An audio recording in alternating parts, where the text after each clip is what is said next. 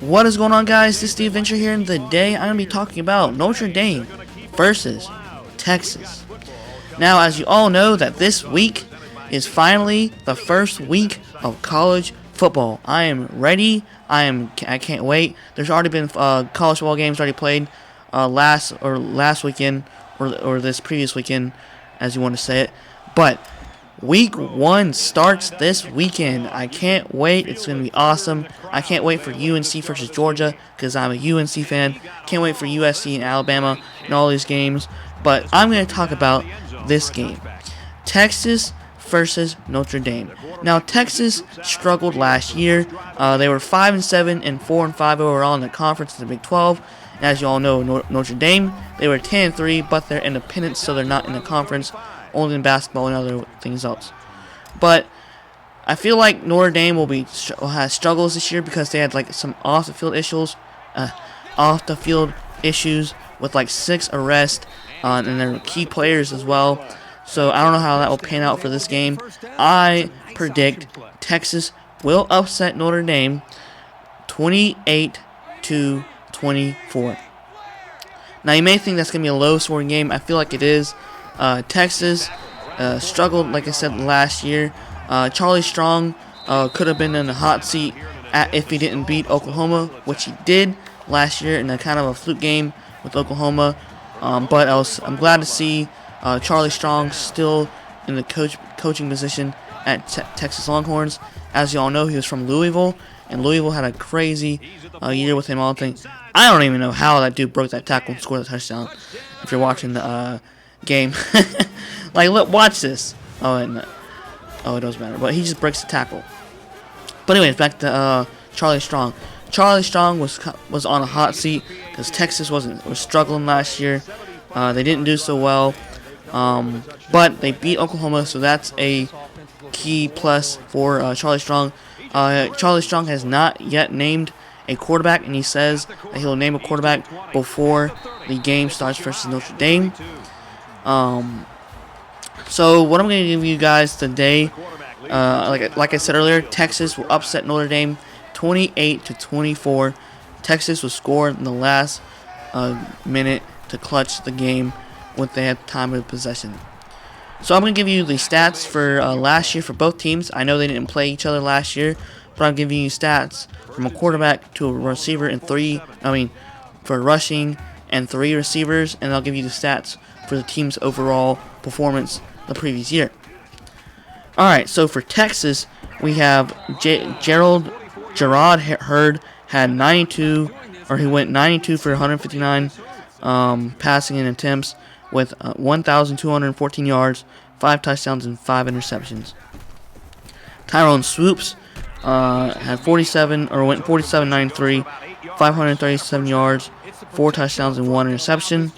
For rushing, Deontay Foreman, I believe that's how you pronounce his first name, 95 carries, 681 yards, 5 touchdowns.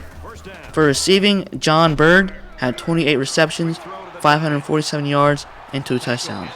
Dajae Johnson, I believe that's how you pronounce his first name too, sorry if I butcher it, 37 receptions, 415 yards, 1 touchdown. Armani Foreman had 11 receptions, 182 yards, and 2 touchdowns.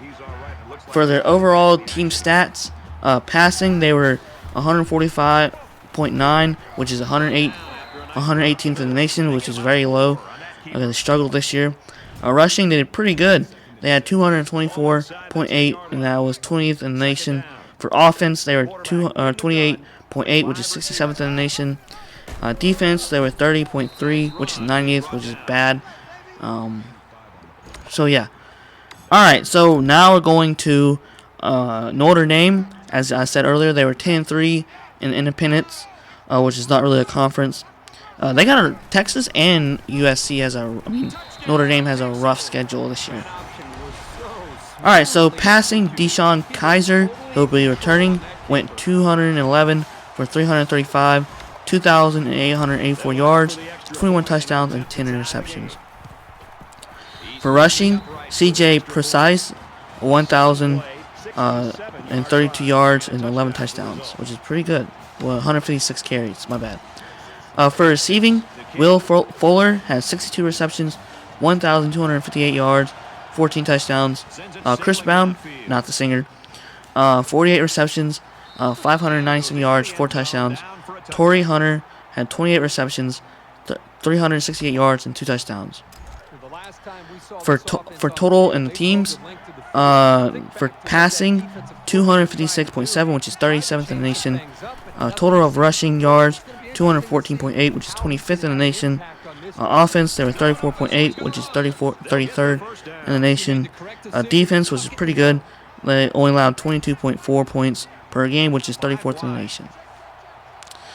Now, I feel like Texas will upset Notre Dame because Texas has more experience and they're in a tough conference, which is Big 12. Notre Dame didn't really play that many good teams last year. I know people will probably be mad about that, but hey, it's whatever. But I still feel like Texas will come out with a win. People will say that Texas has a 56% chance of beating Notre Dame, while Notre Dame has about 45% chance that they'll beat Texas. But I still feel like Texas will overcome Notre Dame and beat or upset Notre Dame on this crazy game. I just feel my opinion, so don't get angry if you're a Notre Dame fan. It's just my opinion and what I express. If you're a Texas fan, you can like this, and if you're a Notre Dame fan, you can dislike it. Alright guys, that's basically all I have for you guys today. Texas will beat Notre Dame 28-24. That's my predictions for this game of the week. If you're a Texas fan, like this video. If you want me to do some more about Texas Longhorns stuff, leave a comment below. If you're an Irish fan, leave a comment below if you want me to do some more Notre Dame stuff. I'll be always glad to do so. Alright guys, this is The Adventure here. Like, comment, and subscribe. Thanks for watching. Y'all have a great day. And guess what? College football is back this weekend. The Adventure here. Peace.